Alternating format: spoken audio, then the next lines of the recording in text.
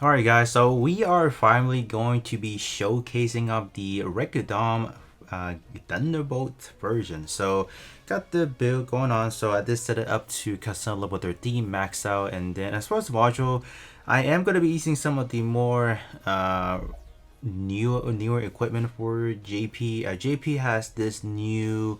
I mean, it's been a while, but for global, you guys obviously have not seen this before. So this one is essentially still the HP module, but this one gives it an insane threshold, but it also reduces speed and then also reduces the what is it, the evasion as well. So for some tech it may not work, but for some it does. For this one, I feel like it does. I don't think we need to evade specifically for this one, so we should be fine.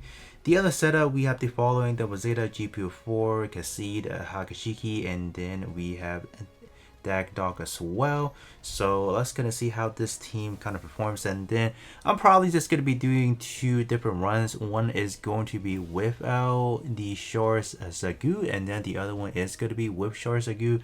I'm just trying to see, does the provoke actually get canceled out, or what happens in that in that circumstances. But let's gonna hop in with this initial setup without the short Zagu, and I'm just gonna show you guys how the provoke actually looks like. So how I will actually position this is, I will probably put, so this is just to demonstrate how this will presumably works for you guys, or how it should work.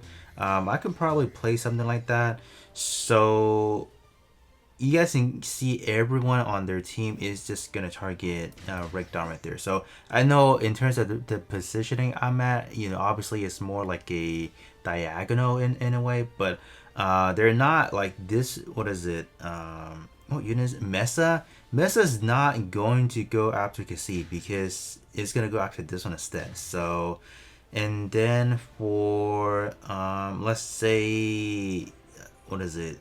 Zakuan with the big gun, and then Quibbly, they're not going to be going after that dog because even though they have type advantage over them, or they both have type advantage on each other, but this is still, since this is still alive, this one is going to take the base. So going to see if that, yeah, you can see all the arrows is pointing towards the Zaku, or excuse me, the Rick Dom. So this is a good opportunity for your ally to actually deal the finishing blow or whatever, because that's kind of essentially how you would secure the win, if anything. It looks like, oh, we still managed to take the dub. Pretty nice, I guess, right? Last man standing. Let's go. Wow. There it is. So is now is Rick Dawn with Mesa? Excuse me. What the heck? Okay, there you go. Let's actually watch it from this angle then. I don't think. Yeah, I wasn't gonna make it anyways because type disadvantage facing off another tank. But in this situation, it actually did perform quite decently. So I am actually pretty interested to see what kind of result we're looking at. So over here, took the loss right here.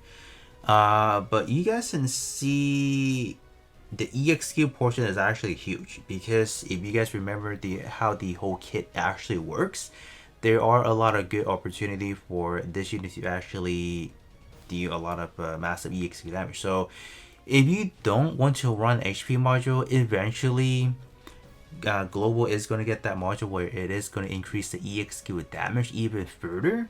So you can probably opt to run that one instead, and you can just deal more EXQ damage if that's what you want to do. But I think being a tank wise, I mean, we survived pretty good. For the one that's doing the aggroing, like, it's actually not that bad. So I'm gonna change up the setup this time around, and then we are gonna put Shards like you on the enemy team, and then I'm gonna see how that interaction is gonna work now.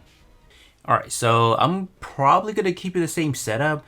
I'm just trying to see what the interaction is now. So let's actually do that. Okay, so I do have Gundam type. I actually have a lot, but it does look like the Rick Doms provoke will actually override the Sharks Sagu's ability. So that's good to know.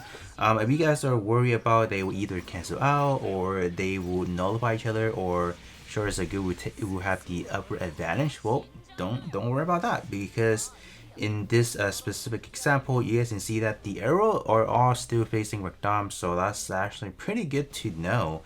Um, I am wondering how we are finishing though. And as far as the battle report, yeah, this one we didn't do too hot. So you guys can see Recdom did pop an EXQ actually, but we end up didn't do that much. So I assume we just took a lot of hits. Yeah, everyone is targeting him. Yeah, that's not necessarily good.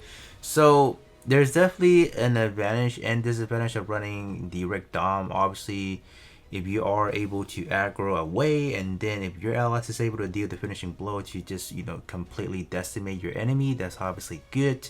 But if you run into a situation where the Rick Dom dies, and then after that, all the other enemies just gonna go after your other five, so it's definitely gonna place you at a vulnerable situation. So I think Rick Dom is more, it's definitely not like, it's not that it's bad, but I I just think we are right now at an environment where Rick Dom does not really provide the utility that you need as a tank.